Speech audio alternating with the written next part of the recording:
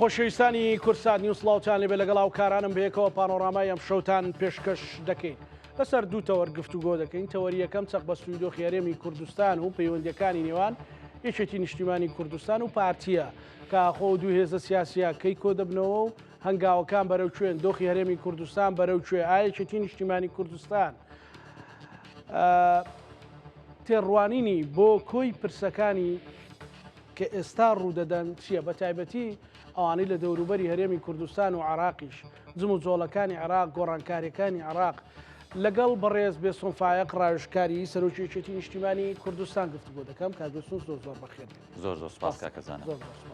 هەڵبەتە لە تەوەری دووەمدا گفتوگۆکەین لەبارەی ئەو جوتیارەی کە وەکو ڕەمزێک لە کەرکک و دەوروبەری هەمیشە ڕوبەڕووی تعریب بۆتەوە لەگەڵ کاک محەممەد ئەمین لە تەوەری دومدا کە لە کەرکووکە گفتوگۆ دەکەین. کاکەسون دووبارە بەخێر بێت. چەق بەستووی و دۆخی یەکێتی و پارتی ئەکەرە بڵین دۆخی هەرێمی کوردستان چەق بەستنەکەی یەکێتی و پارتین گەیشت بەچی؟ سڵاو ڕێزمان بۆ بینەرە بە ڕێزەکان کاکزانە، سڵاو بۆ جەنابی شتوگۆ کارمەندە بە ڕێزەکانی ئەم کەناڵە خۆشەویستە. لە ڕاستیە ئەو دۆخی کە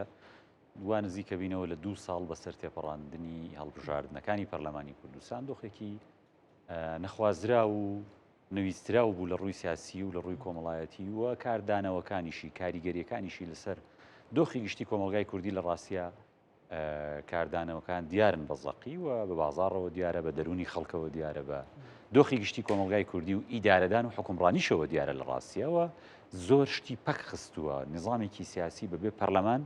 نظامێکی لاوازە. حکوومەتێک کە تەمەنی یاسایی خۆی تێ ئەپەڕێنێ دووبارە تازە نەکرێتەوە و تەسیز نەکرێتەوە و وەرگانە ڕسمەکانی نەگۆڕێ و دووبارە ئەو مودە محەددەی کە قانون و دەستور و ئەنزیمە کارپێکراوەکان بۆیان داناوە تەمەنەکەی ئەبدەیت نەکرێتەوە، متمانە و شەرعێتی خەڵک لە ڕێگەی نوێنەرە هەڵبژێردراوەکانی پەرلەمانەوە وەرنەگرێت لە ڕاستیەوە حکوومەتە بۆ خۆی حکوومەتێکی ناتەواوەوە لە ڕووی نەزەریاتی سیاسیەوە ناکرێت بە حکوومەتێکی متەکامل سیر بکرێت. ئەم دۆخی ئێستا لە کوردستانە هەیە ئێمە ئەوە 2 ساڵە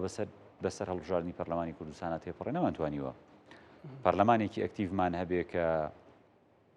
لە پەرلەمانەکەەوە حکوومەتێکی تازەی ئەکتیڤ تەسیس بکەین و سەرۆکایەتی هەرێمی کوردستان دووبارە هەڵبژێرینەوە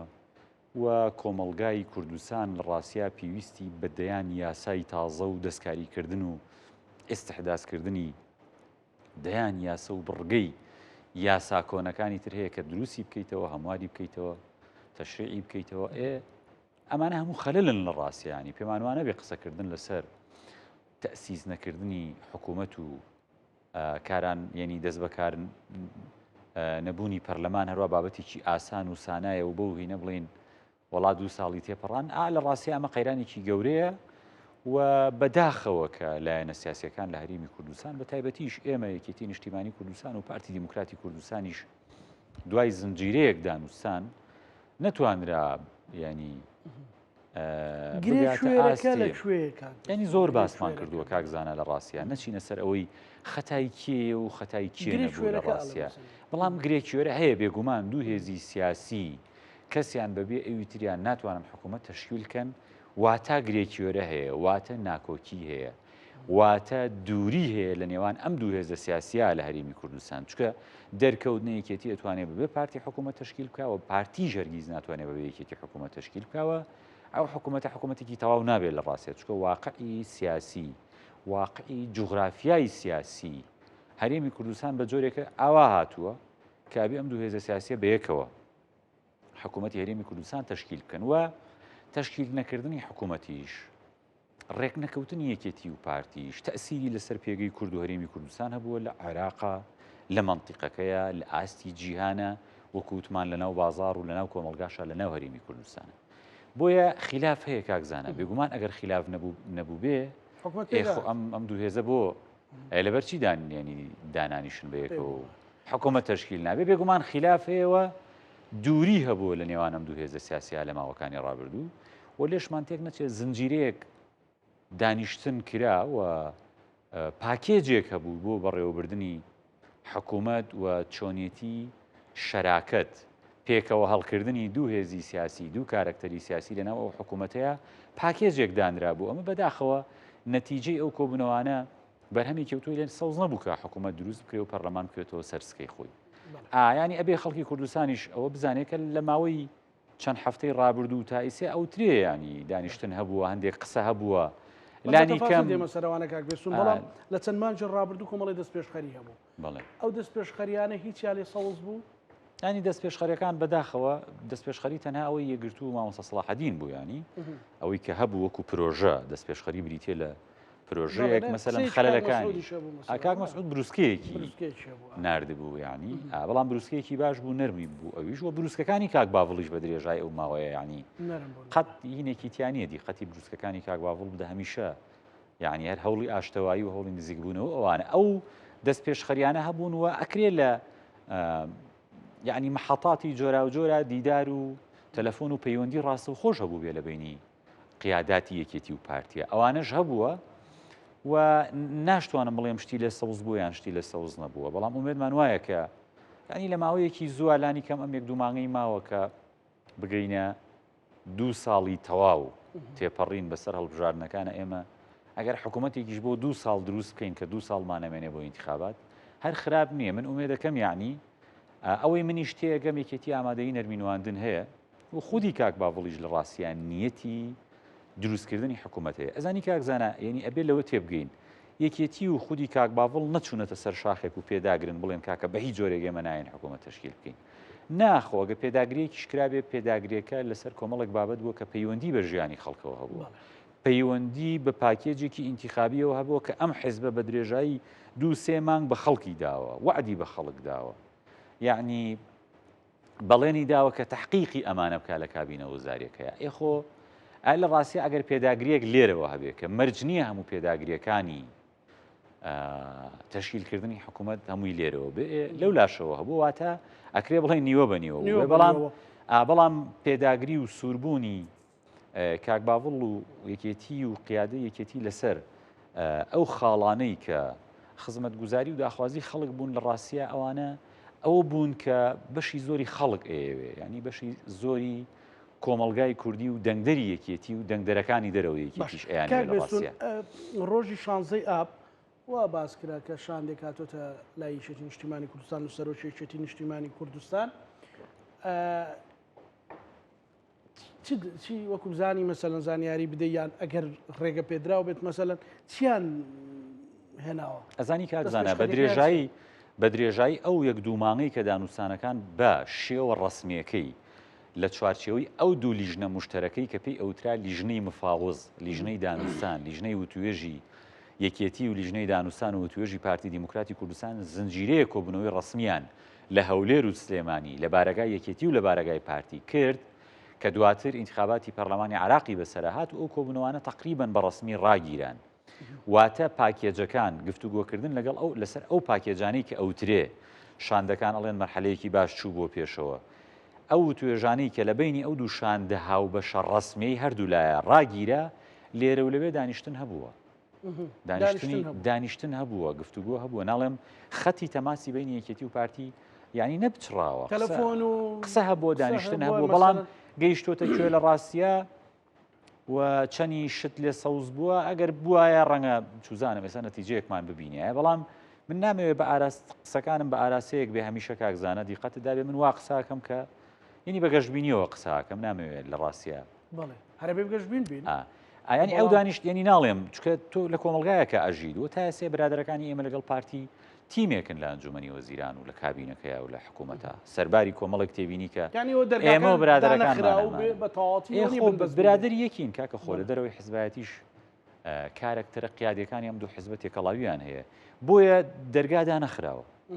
دەرگادا نەخراوە و توێژ هەبووە بەڵام چەند چۆتە پێشەوە و لە ڕاستیا گەیشتۆ بە چ خۆناغێک ئەمە هێشتا ماوە قسەی لەسەر بکەین بەڵام من بۆ خۆم ئومێدم وایە کە لە ماوەیەکی داهاتووی زۆر دوور نەبێ هەندێک گۆڕانکاری ببینین و ئەجواءەکەش ئەگەر دیقەتت دابێ ئەجوای میدیایی و ئەجوایی لێدوان و قسەی کارکتەرەکانی ئێمە بەم قسانی ئێسای منیشەوە و بەو قسانەی کە برادەرەکانی پارتیش لە میدیایەکەن تۆنی دەنگی هەمومان گۆڕاوە بێکەوە من دوو سێ مانگ پێش ساهاتم لێرە ڕەنگە جۆرە تونتر بوو بەناوی قسەم کردو ئێستا تۆنی دەنگی هەمومان گۆڕاوە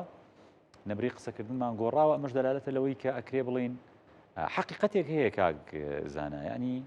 من وا هەستەکەم برادەکانی پارتیش تێگەیشتون کە جاران یعنی نیەتێک هەبوو یەکی پارتی بێنی قەناعەتێک هەبوو ئەگەر لای کۆمەڵێک فەردی ناو پارتیش بێ کە بتوانن بە بەیەکێتی حکوومەت تشکیل بکەن یان ڕوئایەک هەبوو نیەتێک هەبوو هەندێک جار مەحاولاتی ئەوەش هەبوو من وا ئەزانم ئێستا تێگەیشتنێک هەیە کە تشکیلکردنی حکوومەت یعنی پێویستی بە لە بەرچاوگرتنی دۆخی سیاسی و جوغرافیای دابشکاری سیاسی لە کوردستانە لە بەرچاو بگیرێ ئەمە دیفاکتۆیە کە ئەمە ئەمریکی واقعە من وا ئەزانم ئەم ئەمری واقع و ئەم دیفاکتۆیە ئێستا زیاتر لە بەرچاوی گیرێ بەراورد بە ماوەکانی ڕابردوو بەڵام کاک زانە بەڕاستی ئینسان ئەگەر وەکو هاوڵاتیەک وەکو کەسێکە لە دەرەوەی مووقعیش قسە بکە یعنی زۆری بەسەرا ڕۆژ تشکیل نەکردنی حکوومەت کاک بزانە وا ئەزانین تشکیل نەکردنی حکوومەت بابەتی کێرەوە ئاسانە و تەنها یەکێتی و پارتیان ئەو حزبانەی کە ئەچنە حکوومەتەوە زەرمەندن لی نەخێر کاکە وڵات تەسیری لە بازار هەیە تەسیری لە دەرونی خەڵک هەیە تەسیری لە سەقامگیری کۆمەڵایەتی هەیە تەسیری لەسەر هەموو شتێکی کۆمەلگا ڕەبتی بە سیاست و بە بەڕێوەبردن و بە حکوومەتەوە هەیە ئێتۆ مؤسسەی هەڵبژێردرا و تەشریعیت سەتاسەروی هەفتای خەڵک بەشداری لە هەڵبژاردننا کرد و پەرلەمانێکی بۆ تەسیس کرد و دەنگی یایتێ ئەم پەرلەمانە 2 ساڵە کارانیە و ناتوانێت کۆب بێتەوە پەرلەمانتارەکان ناتوانن دوو گەڕک و دوو شوێن بگەڕێن ینی ئەدایەکی وەزیفی و چاودێری و ڕقابی سەرشانی خۆیان جێبەجێ بکەن لە ڕاستی ئەمە دەرونی خەڵک نەئارامەکە متمانەی خەڵک بە پرۆسە سیاسیەکان و بە هەمومان لە ڕاستە لە قەڵێ و بینەبێت کاک بێستۆن گوریمان مەسەلەن ئێسمە باسی چەق بەستوویەکەین و زۆر دڵمان خۆشە بێ مەسەلەن سبینێ یەشێتی و پارتی پێک بێن و حکوومەت پێک بێنن بەڵام ئەگەرە حکوومەتە سەرەی بەنزین ڕانەگرێ و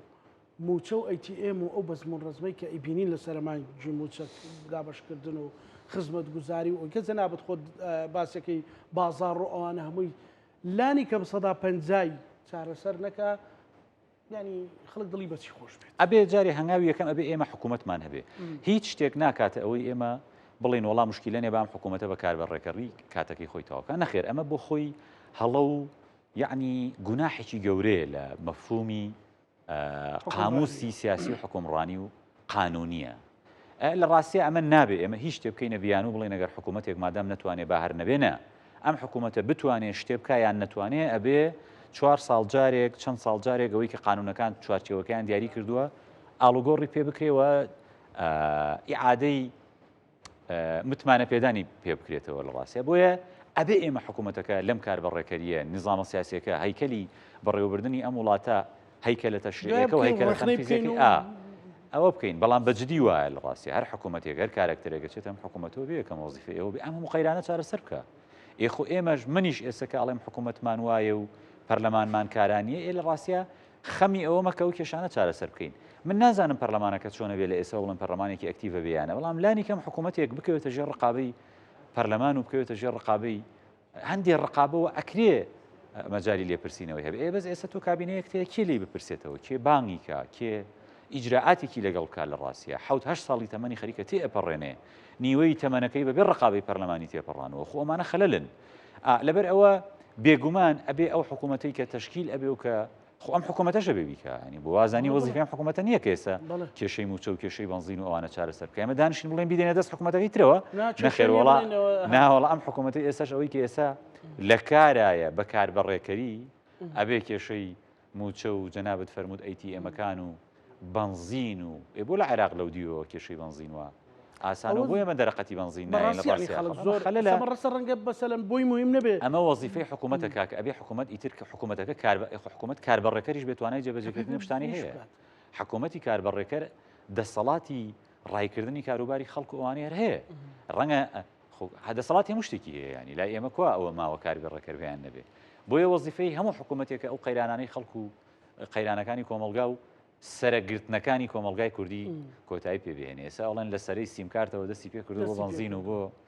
بۆ سەرەی پارەی کارەبا و بۆ ئەیTM و بۆ هەموو شتێک خەریکە ژیانی هەمومانە بێتە سەرگرتن لە ڕاستیە بۆیە وەزیفەی حکوومەت ئەوەیە کە حکوومەتێکی تازە تشکیل بکەین پشتیوانی بە قوتی یەکێتی و پارتی هەبێ من پێم وایە ئاسانتر ڕەنگە بتوانێت دەرەقەتی کاک بافڵ بە ئەکیدی ئاگای لە هەموو وردەکاریانە هەیە کە ئەوانە هەیە و بۆیشە پێداگیری لەسەر پێکێنانی حکوومەتێک کە بتوانێت لانی کەم بەشێک لەو کێشانە چارەسەر بکات کاک بیستون. ئەی بێگومان کاک باڤڵۆکە وتم لە ڕاستیە یەک پەلەیەتی حکوومەت تەشکیل بکرێت. کاک باڤڵ و یەکێتی پەلەیانە حکوومەت تەشکیل بکرێەوە دانەنیشتون بە دیار تێپەڕینی مودەیەکی هەڵبژاردن لە پەرلەمانە و سەیریکەن دڵخۆش بن بەوەی کە وڵا ئەم حکوومەتە تەشکیل نەبوو پەرلەمانێکمان هەیە کاران نەبوو نەخێر هیچ کەسێکی سیاسی لە چوارچێوەیەکی سیاسیە دڵی بەوە خۆش نییە کە حکوومەت و پەرلەمانی نەبێت بەڵام کاک باڤڵیش بەرپرسیارەتێکی گەورەی لەسەر شانە ئەویش کۆمەڵێک وعدی بە خەڵک داوە خاوەن پرۆژەیەکی سیاسی لە ئینتیخاباتە شەڕ بۆ چەسپاندنی ئەو ڕوئیا سیاسی و ئەو ڕوئیا خزمەتگوزاریانە ئەکا کە لە پاکێج و پرۆژە سیاسی و پرۆژە ئینتیخابیەکەی خۆیان هەی بووە. ئێخۆ کاک باڤڵ بۆ پێداگرێت لەسەر ئەوەی کە ئەبێ حکوومەتەکە حکوومەتێک بێ شەراکەتی هەمومانی تیا بێ شەراکەتی حەقیقی حکوومەتێک بێ حکوومەتی خزمەتگوزاری بێجیاوازی هەموو ناوچەکان بێ لە ڕاستیە بۆیە ینی ئەو پێداگریانەی کە هەبووە هەرچەنە پێداگریەکە هەمووی 100% یەکێتی نییە یەکێتی دانیشت بێ ئیلا بڵێ من نایڵم حکوومەت تەشکیل بکرێت نەخێر پارتیش داواکاری هەبوو پارتیش پێداگری هەیە پارتیش لە بەرامبەر ئەو داواکاریانەی کە یەکێتی هەیەی ئەویش کۆمەڵی داواکاری خۆی هەیە یان لانی کەم ڕێگرێت لە جێبەجێکردنی بەشێک لەو داواکاریانی یەکێتی خۆ هەر بۆ خۆی کە حکوومەتەکە تەشکیل نابێت دەلالەتە لەوەی کە یەکێتی و پارتی نزیک نین لە یەکەوە یەکێتی و پارتیش نزیک نین لە یەکەوە واتە خلافمان هەیە کە خلافیشمان هەیە واتە پرۆژە سیاسیەکانمان جیاوازە لە یەکەوە بۆیە بێگومان کاک باڤڵ خەمی ئەوەیەتی حکوومەتێک دروست ببێ خۆی پشتگیری بکە پشتیوانی بکە لەناو حکوومەتەکەیە بچێ چۆنەچێتە بەغا شەڕی موچە و چوزانم هەموو شتێکی ئەم هەرێمە ئەکا ئێخۆ کاک باڤڵیش حەزی لەوەیە بگەڕێ خۆی ببێتە یەکێک لە بەردەوامی ژوا بووە خۆ پاڵپشتەکانی ئەم حکوومەتە و پرۆژەکانی و خزمەتگوزاریەکانی و کە ئەڵێم حکوومەتەکە واتە خزمەتگوزاریەکان بۆ خەڵک کاکە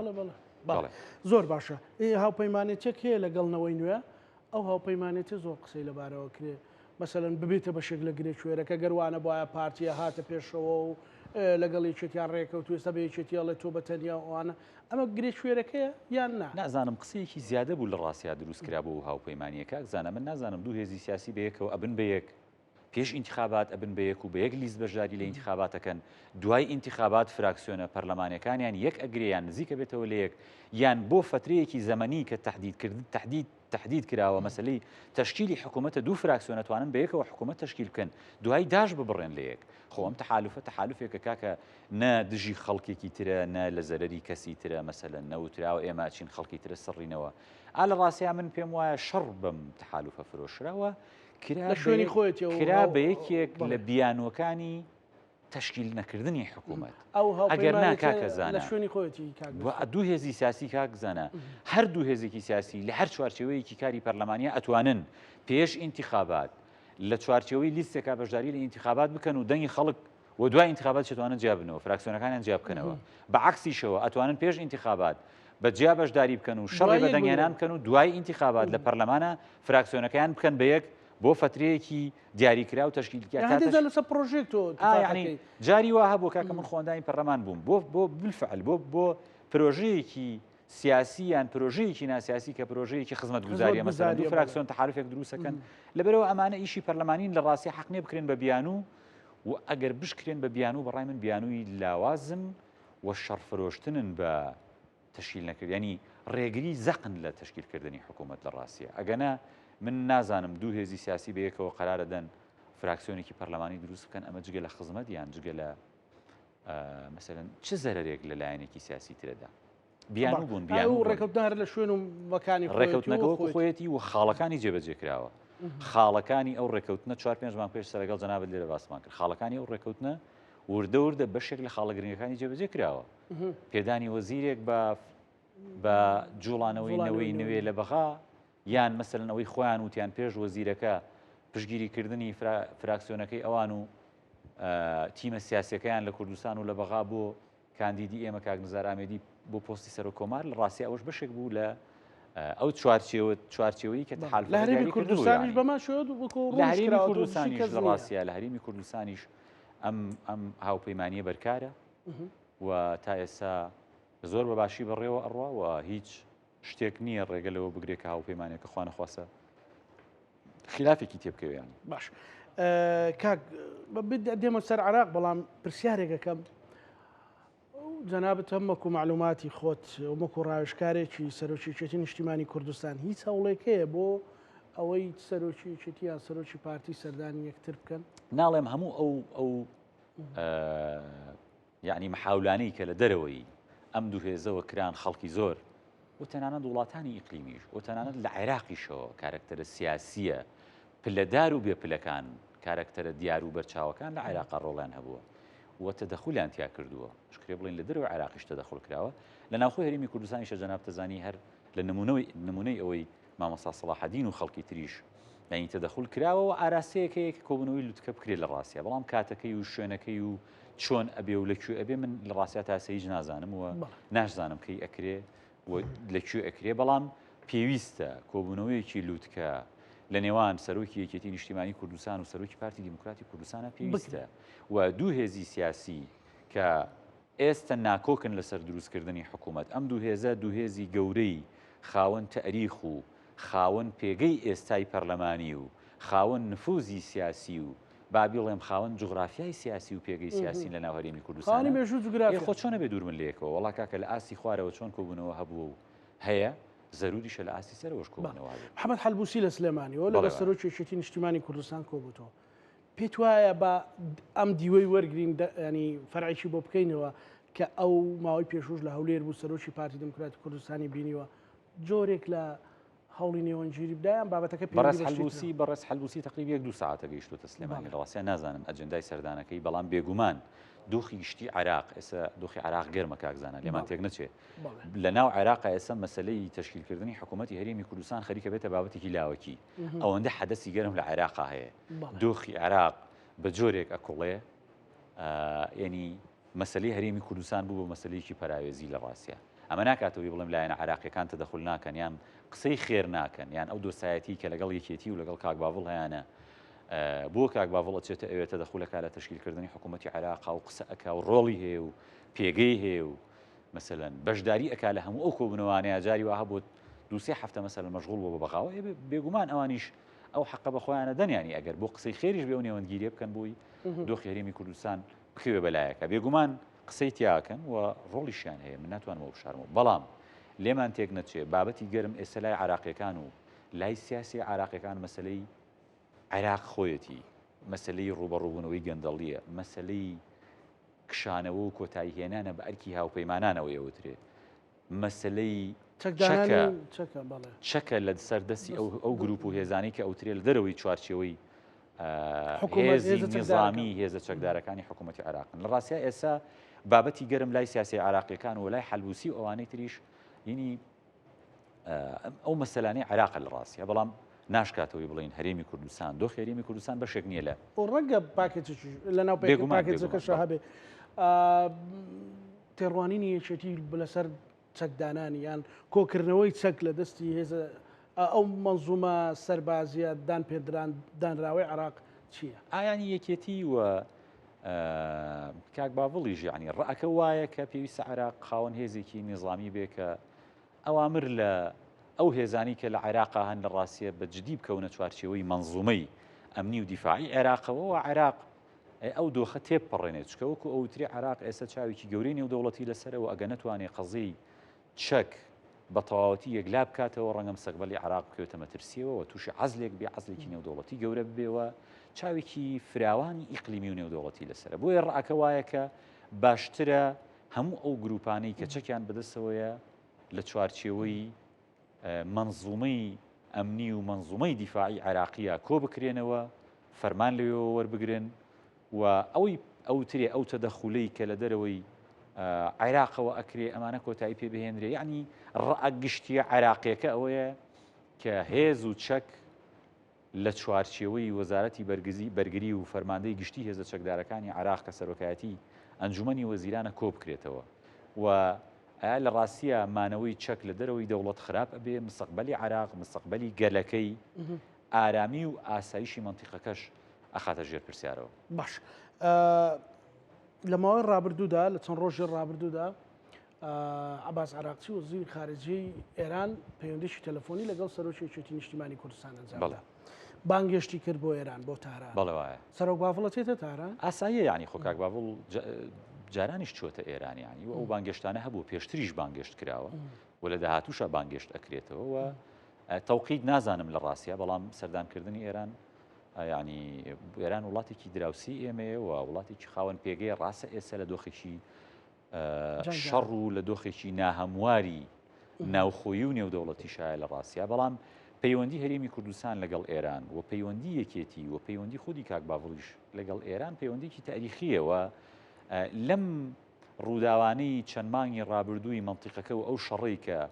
منتیقەکەی گرتەوە لە ڕاستیە هەمیشە یەکێتی و کاک باوەڵ ڕۆڵ و خەم و پلانیان ئەوە بۆ هەرێمی کوردستان و ئەم منتیقەیە لەم ئاگری شەڕە بپارێزن یعنی مەرج نییە لە بینی ئێران و ئەمریکایە ئیلا تۆ لایەنداربی ینی خۆکرێ لایەنی کەس نەبی ئەکرێت تۆ خەمی یەکەمت نە ئەم بێ نە ئەو خەمی یەکەمت خاکەکەی خۆت بێ و خەمی یەکەمتەوە بێ خەڵک و وڵاتەکەت بەردرۆن نەکەوتن بەداخەوە ئێمە درۆنمان بەرکەوت سلێمانی درۆنی بەرکەوت هەولێر درۆری بەرکەوت وە کاک باوەڵیش بەردەوام لەگەڵ ئێرانیەکانیش و لەگەڵ ئەمریکیەکانیش و لەگەڵ خەڵکی تریشا لە سەرخەت بوو بۆ دوورخستنەوەی هەرێمی کوردستان دوورخستنەوەی سلێمانی دوورخستنەوەی هەولێر لەم شەڕە نەخوازراوی کە ئاسمانی وڵاتەکەی ئێمە بوو بۆ شوێنی یەکلاکردنەوە و تەراتێنی تەیارە و درۆن و چەک و تەقەمەنی و ساروخ و سوزانم شەڕی ئەم وڵاتانە لە منتیقەیە بۆیە ئەو پەیوەندیە لەگەڵ بەڕێز وەزیری خارجی ئێران پەیوەندیەکە وتم لە چوارچێوەی هەوڵەکانی پاراستن و دوورخستنەوەی هەرێمی کوردستان لەو قەیران و لەو شەڕانە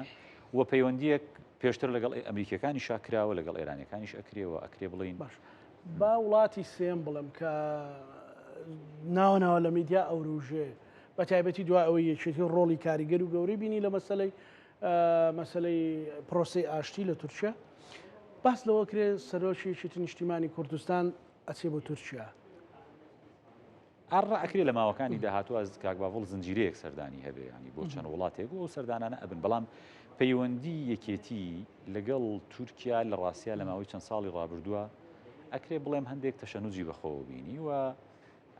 پەیوەندیەکان سارد بوون و جەناب تەزانی گەیشتە داخستنی مەتاڵی سلێمانی و گەیشتە ئەوە بەڵام لەگەڵ هاتنە ئارایی پرۆژەی ئاشتەوایی ئەوەی پێ ئەوترێ پرۆژەی چارەسەری لە تورکیا کە یەکێتی و خودی کاک باوەڵیش ڕۆڵیان هەبوو لە هێنانەکایی ئەم پرۆژە ئاشتی خوازانەی کە دواتر بوو بە پرۆژەیەکی پەرلەمانی و بوو بە قانونیش لە پەرلەمانی تورکیا هەم لە دوای ئەوە ئەکرێ بڵێن پەیوەندیەکانی یەکێتی و خودی کاک باوەڵیش لەگەڵ دەوڵەتی تورکیا چوە ئاستێکی ترەوە ئێستا خەریکە ئاسایی ئەبێتەوە جیاوازە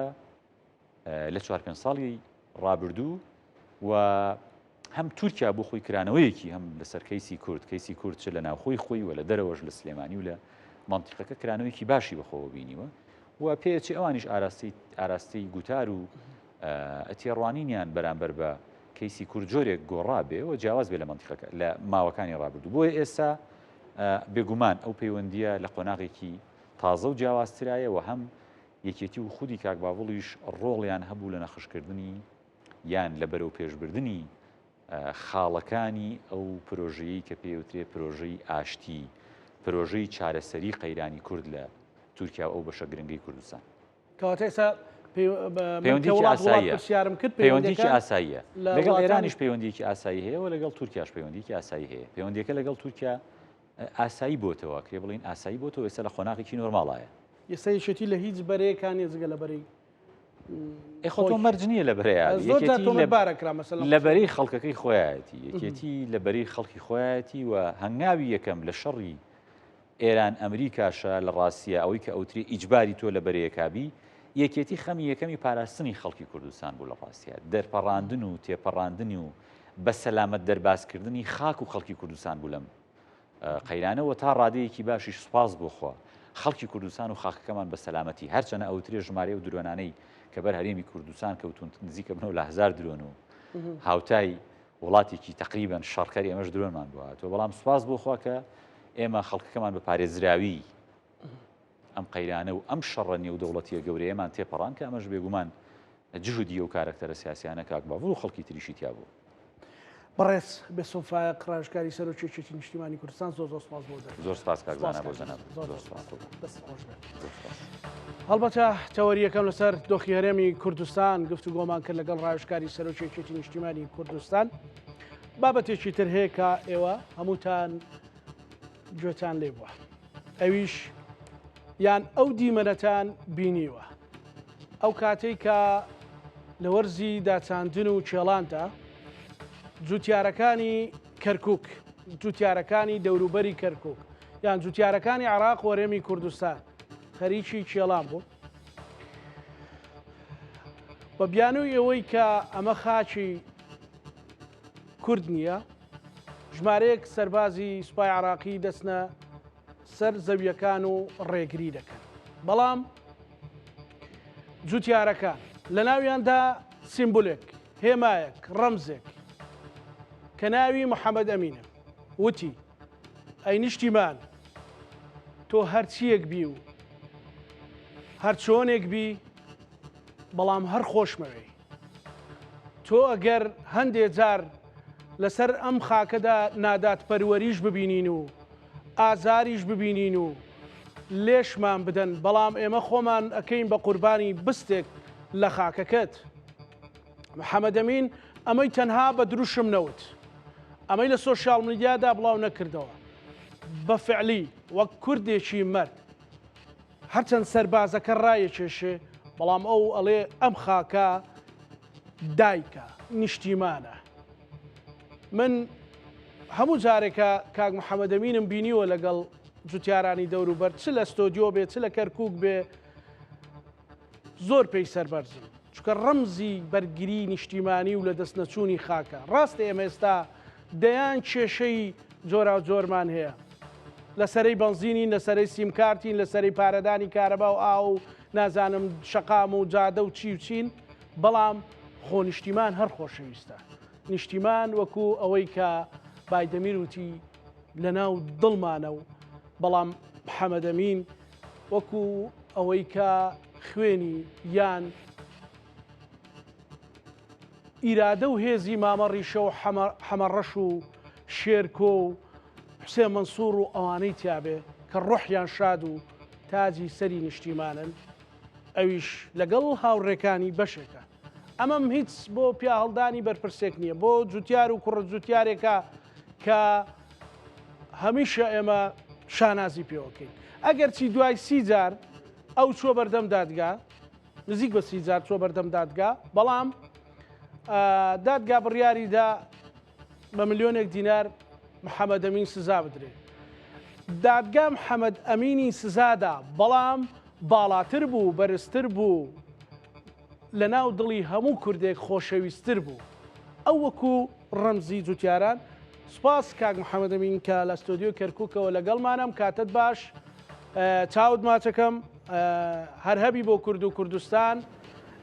هەڵبەتە هیوادارم کەمم نەگوت پێ لەسەر دڵسۆزی تۆ، لە کەم و کورتین ببوورە، حەزیش بەکرد بێمە کەرکووک نێچەوانت ماچکەم، بەڕاستی ینی فەخرت پێەکەم کە لەسەر بستێک لە خاچی کوردستان مساومە ناکەی لەگەڵ هاوڕێ و هاوکارەکانت، ڕۆحی پێشمەرگانە و ئازانە تێدا. سوپاس دەکەم ئەگەر ئەومان لە سەرتاوە بۆ باسکەی چۆن چۆنی بوو و سوپاسیش بۆ ئامادەبوونت. زۆر سپاس کاک زاناتیان، ڕێز و حرمەتم بۆ تەواوی بینەرانی کورسات نیوزی ئازیز کە لە تەواوی ئەو کەیسە بەردەوام لەگەڵ مندا بووینە، هەم لە ساڵ و نیوەکەی کە ینی بەکات و لە تەواوی ئەو سی دانیشتە کورسات نیوز بەردەوام پەیامنێرەکانی ئامادە بووینە و ڕووماڵی باشی ئەو کەیسەی منیان کردی. ئەوە هەموو مایەی دەستخۆشیە و ئەوەش بەشێکە لەو ڕێز و خۆشەویستەی کورسات بۆ هەموو خەڵکی کوردستان، بۆ جوتیاران، بۆ ناوچەدابڕاوەکان کە لە لای ئێمە بەڕاستی ڕێز و تەقدیرێکی یەکجار زۆرە. تایبەت بە کەیسەکە کاک زانەجان من ببورە. تایبەت بە کەیسەکە من دەمەوێت لە خاڵێکەوە دەست پێ بکەم کە بەڕاستی هەموو ئەو کەیسانەی کە ئەوەی کە لە هەفتەی دوو تایبەت بە لە شەناغە ڕوویدا لەسەر من، یان ئەوەی کە لە تۆبزاوە، لە دووبز، لە داقووق، لە لەیلان، لە پردێ، لە شوان ڕوودەدا، هیچیان کەیسی تاکە کەسی نین. ئێمە کەسمان وەکو تاکە کەس ئەو کێشانەمان نییە. ئەوە کەیسی ملەتێکە، کەیسی نەتەوەیەکە، کەیسی خاچێکە کە بەڕاستی خاچێکە زەوت کراوە، کاتی خۆی تعریب کراوە. ئێستا ئێمە وەکو نوێنەرانی جوتیاران دەمانەوێت ئەو مافاوە لە ڕێگەی یاساوە، لە ڕێگەی بڕیارەکانی ئەنجومەنی وەزیرانەوە، لە ڕێگەی ینی ئەو قانونانی کە لە پەرلەمان دەرچووە بیگەڕێنەوە، بەڵام بەداخەوە دەسەڵاتی نوێ عێراق لە جیاتی ئەوەی بێ هاوکارمان بێ یاساکانی خۆی جێبەجێ بکە بڕیارەکانی خۆی جێبەجێ بکە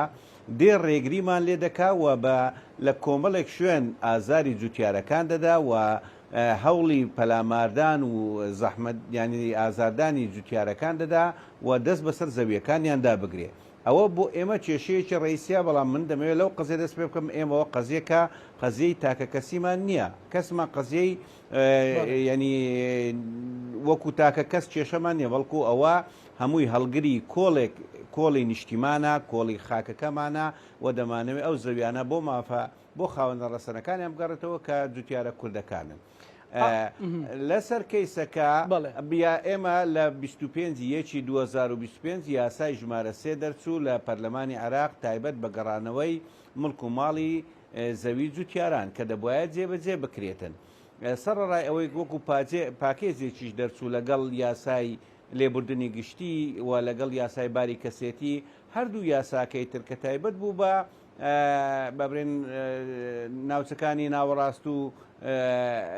خواروی عێراق دەست بە جێبەجێکردنیان کرد بەڵام ئێمە کە داوامان کرد یاسای گەڕانەوەی مڵک و ماڵی جوتیارانی کوردیش لە کەرکووک جێبەجێ بکرێ ئەو حالتە ڕوویدا کە لە شەناغا ئێمە کە ویستمان زەویەکانی خۆمان بچێڵین هێزە سەربازیەکان هەم پەلاماریان داین هەم بە شێوازێکی دوور لە دیسپلینی مرۆڤانە و دوور لە سپلینی سەربازیش پەلاماری هاوڵاتێک دەدا و بە جۆرێک دێ ملپێچەکەی ڕادشێشەیە کە خەریک بوو ینی بیخنچێنێ لەسرە سەرڕای ئەوەش هەم بەخۆی وەکو سەربازەکە هەم فەرماندەی ئۆپراسیۆنەکانی کەرکووک دێن سکاڵاش لەسرە من تۆمار دەکەن بەوەی کە من ئەوە سوکایەتیم بە هێزە سەربازیەکان کردەوە من بەردم لە هێزە سەربازیەکان گرتەوە من گوێنم بەو سەربازە داوە بەداخەوە بەپێی ئەو بەڵگانەی کە ئێمە تەقدیممان کرد و بەپێی ئەو وتەی شایدانەی کە ئێمە هەمان بوو بەپێی ئەو گرتە ڤیددیۆیی کە خۆت باست کرد کە ئەوانە هەمووی بەڵگەی حاشە هەڵنەگرن ئەگەر هاتوو دادگایەکی عادیلانە بواە بەڕاستی دەبواە سەربازەکە و هێزە سەربازەکە تەواویان سزا بدرابوونایە بەڵام بەداخەوە هەستان منیان سزادا ئەوەی بۆ ئێمە گرنگە کە مەسەلەکە سزادانی ئەو بڕە پارەکە نییە کە ملیۆنێک دینارە چونکە بەڕاستی ئەوە کێشەکە نییە کێشەکە ئەوەیە کە تۆ تەوقعمان دەکرد لە عێراقی نوێ و بە تایبەتی لە کەرکووک جۆرێکی تکە لە عقلیەت هەبێتن کە مافی هەمومان پارێزرا ببێت لە نێوانیشاندا مافی جوتیارانی کورد و بە مافەڕەوەکانمان شاد بینەوە بە یەک چاو تەماشا بکرێ بەڵام ئەوەی ئێمڕۆکە لە دادگا بینیمان شتێکی تر بوو بەداخەوە ینی ئەو ملیۆن دینارە کە سزادرای لەسەر چی بوو ینی بە حساب بەردت گرتوتەوە سەربازانە ئەوان سێ تۆمەتیان ئاراستەی من کردبوو تەمان دوو سکاڵایە یەکیان وەکو گوتم ئەو سەربازە تۆماری کردبوو و دووەمیشیان فەرماندەی ئۆپراسیۆنەکانی کەرکووک تۆماری کردبوو گوایە من بەردم لە سەربازەکان گرتووە و گوێنم پێداون و سوکایەتیم بە هێزە سەربازیەکان کردووە بەڵێ بەڵام تۆ ئەوت بەبیری هەمووان خستەوە کە ئێمە لەسەر خاچی خۆمان خۆش نابین ملیۆن دینار چیە بشمان کوژن خوێنمان لەسەر ڕشتووە ئەمە ڕاستە بۆ جەنابەت حەزم دەکرد مەسەلەن هەم بەری بوو باید لە کەیسەکە و حەقەکە ژوا بوون من ڕاستە شارەزای یاسایی نیم بەڵام هەمیش بەڕاستی تۆ خەڵات بکرابای بەڵام لای میلەتەکەت بێگومان خەڵات دەکرێت و هیوادارم ئەگەر ئەمە وەک پێشنیازێکیش بێت کۆمەڵێک کۆڕ و سیمینار هەبێ و محەممەد ئەمین بەڕێز تاوەکو جوتیارێک لە خوێندنگاکان باز بکرێ من شتێک باز دەکەم مەسەلەن ساڵانێکی زۆرە مەسەلەن لە 57 بەدواوە قوڵتریش کێشەی نێوان خاکێ لە فەڵەستین و خاکی فەڵەستین هەیە لە نێوان جوولەکە و مسلمانان وانە ئەوان بەشێکی زۆریان خاکەکەیان مەسەلەن کڕیوە بەشێکیان بە کوشتنە بەڵام جوولەکە منداڵەکەی فێرەکە لە مەکتب کە 6 ساڵی بوو ئەڵێ ئەو خاکە نەخشەکەی پیشانەدا ئەوە هی ئێمەیە داگیر کراوە کە فامەکاتەوە لەگەڵی گەورە ئەبێ گرنگە بۆ ئێمەش وەکو وتم بەداخەوە ئێستا ئێمە بەهۆی قەیرانی موچە و قەیرانی بنزین و قەیرانی قەیران و قەیران و قەیران خاکمان بیر چۆتەوە بەڵام دوزارم خاکە بۆ هەتا هی نەوەکانی کووردە بۆی من پێشنیازەکەم بۆ ناوەندە ئەکادیمیەکان بۆ ناوەندەکانی زانکۆ و پەیمانگا و تەنانەت خوێندنگاکانیش نمونەی وەکو جەنابەت باس بکرێ بۆیە تۆ خەڵات کراوی لە دادگای میلەت بردووتەوە. چەند گرینگە ئێمە وەکو مێدیایی وەکو خەڵکی دیکە ئەمە بکرێتە کەیسێک لەمە دووە نەهێڵدرێ کەس زوڵم لە جوتیارێکی کورد بکات. بەسپاسەوە من بەڕاستی ئەو ڕۆکە نەک بە ڕۆژێکی ڕەشیان بە ڕۆژێکی خراپی لە مێژووی ژیانی خۆم لە مێژووی ژیانی سیاسی حساب دەکەم بە پێچوانەوە ئەوە من یەک لە شانازیەکانی ژیانم و یەک لە ڕۆژە سەروەریەکانە کە شانازی پێوە دەکەم کە ئەو ڕۆکە من لەسەر ئەوەی کە بەرگریم لە خاچ خۆم کردیا و بەرگریم لە نیشتیمانی خۆم کردیا و بەرگریم لە هاوشاری و ینی جوتیارەکانی خۆمان کردیا و بەرگریم لە مافێک کردیا کە مافی ئینسانێکە کە دەبێت بۆی بگەڕێتەوە بەڵام بەداخەوە وەکو گوتم دادگاکان بە چاوی عەدالەت تەمەشای هەموو نەتەوەکان ناکەن لە کەرکووک بۆیە بەو جۆرە بڕیار دەدەن. ئەوەی بۆ من زۆر زۆر گرنگە ئەوەیە کە ئەو هاوسۆزی و هاوپەشتیەی ئەو ینی پشتگیریەی کە ئیمڕۆکە وەکو دەنگدانەوە چ لەلایەن میدیاییەوە چ لەلایەن خەڵکانی دڵسۆزەوە چ لەلایەن هاوشاریەکانەوە چ لەلایەن کوردستانیەکانی ناو هەرێمی کوردستان ناو کەرکووک و ئەوانەی دەرەوەی هەرێمی کوردستانیش بە جۆرێک هاوسۆزی و پاڵپشتیان دەربڕیوە کە بۆ من مایەی شانازیە و بۆ من زۆر زۆر سوپاسیان دەکەم کە لێرەوە پێیان بڵێم ئەو هاوسۆزیێنگۆ تەنها بۆ کەسایەتی منە بەڵکو بۆ مەسلەی خاکە بۆ نیشتیمانە منیش بەڵێنتان پێدەدەم کە تا ئێستا چەندم بەرگری کردووە و چەند هاوکاری ئەو هاوڕێ و هەواڵانەی خۆمان کردو بۆی کە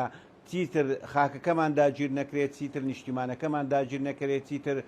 تعریب نەکرێنەوە چیتر گوندەکانمان چۆل نەکرێ زیاتر لێرە بەدواوە بەردەوام دەبین و شێل جیرانەتر بە هاوکاری هاوڕێکانمان و بە هاوکاری لایەنە سیاسەکان هەوڵ دەدەین هەموو مافەکانمان بەدەست بینینەوە. هەوڵ بەردەوامە کاک محەممەد ئەمین بۆ ئەوەی کە مەسەلەن جۆم لە قسەیەک بوو کە عەلەساس هەندێک خەڵک هەیە پارەی وڵاتانی دەوروبەرە هێنن زەوی ئەکڕن لە کەرکووک و دەوروبەری یان بە جۆرێک لە جۆرەکان پاڵپەیوەنانێک بە کوردێ ئەمانە تا ئێستا بەردەوامە. لە ڕاستیدا پرۆسەی تعریب و پرۆسەی هەوڵدان بۆ ئەوەی کە خەڵکی کورد لە کەرکووک و لە ناوچەدابڕاوەکان بە گشتی دەربکرێن و فشاریان بخرێتە سەر بە ئیمتیازاتی مادی بێ بە فشاری سەربازی بێ بە ئاتا سەردەمی داعش بوو لە ڕێگەی داعشەوە و ئێستا لە ڕێگەی کەمی خزمەت گوزاریەوە یعنی بە جۆرەها فشار هەوڵ دەدرێت کە گوندە کوردەکان و خەڵکی کورد لە ناوچەدابڕاوەکان بەگشتیوە لە کەرکووک چۆل بکرێ و هەوڵ بدەن خەڵکانی تر لە دەرەوەی ئەو ناوچانە بێن و تێدا نیشتە جێ بکرێن. بەڵێ ئەوانەی کە باست کرد و کۆمەڵێک ئامرازی تریش لە چوارچێوەی پرۆسەی تعریبدا هەتا ئێستا لە ناوچەداڕاوەکان بەگشتی و لە کەرکووک بەردەوامە. بەڵێ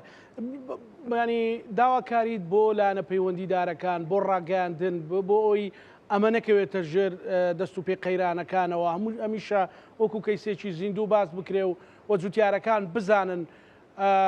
کە پشتیوانیشی نیشتیمانیان هەیە چی بکرێت. خاڵی یەکەم کە دەبێ هەمومان بڕوامان پێبێ ئەوەیە کە بە خۆمان ئیرادەمان هەبێ بتوانین لەسەر خاچی خۆمان بمێنینەوە پێمان وابێ ئەوە هەر کەسێک کە لە گوندەکەی خۆی لە نیشتیمانەکەی خۆی لە شارەکەی خۆی لە گەڕەکەکەی خۆی دەمێنێتەوە بەرگری دەکا جارێککە چۆلی ناکە ئەوە بە گەورەترین نیشتیمان پەروەریە گەورەترین سەروەریە کە ئەو ڕۆکە دەتوانی تۆماری بکات لەگەڵ ئەوەی کە هاوکار بێ لەگەڵ هەموو بابرێن کوردانی تر هاونیشتیمانیانی تر و خەڵکانی دڵسۆزی تر حتا ئەگەر لە نەتەوەکانی تریش بۆی کە لە شارەکەدا بمێنینەوە و هاوکاری لایەنە سیاسەکانیشمان زۆر زۆر پێویستە هاوکاری حکوومەتی هەرێم کە ئەوە ئەرچی ئەخلاقی ئەرچی نیشتیمانی ئەرچی نەتەوەیی سەرەکی حکوومەتی هەرێمە کە بە جواب بێ و ئەو کەیسە یەکلا بکاتەوە وەکو کەیسێکی نیشتیمانی کە ئەوانە خاچی کوردانە لە کۆی گشتیدا ئەو ئەرکە ئەو پرۆسەیەکی نیشتیمانیە و ئەرچێکی نیشتیمانیە ئەرچی هەموو کوردانە لە هەر شوێنێک بن بە هەستی نیشتیمانی خۆیان پاڵپشتی خەڵکان لە ناوچەدا بڕاوەکان بکەن بۆی کە بەرگری لە خاکەکەیان بکەن لە سزەویەکانی خۆیان بکەنەوە دووبارە تعریب نەکرێنەوە. پێویستیمان بە هاودەنجی هەیە و پێویستیمان بە یەکریزی و لایەنە سیاسەکان هەیە بە تایبەتی لە بەغدا بۆ ئەوی کە یەکدەنگ بن و بەرگری لەو خاکە بکەن و جارێککە نەهێڵن تعریب بکرێتەوە. بەڵێ بەڕێز محەممەد ئەمین جوتیاری شانازیان جوتیاری نمونەی کورد سپاس دەکەم بۆ دەرفەتەکە لە پانۆراما بەشدار بووی تەمەندرێژ و سەرکەوت و سەربەرز بکات محەممەد زۆر زۆر سپاس. خۆشەویستانی کورسات نیوز لەگەڵ هاوکارانم بەیەکەوە پانۆرامای ئەم شەومان پێشکەشکردن هەموو لاکتان ئەمانەتی خوای گەورە بن خواتان.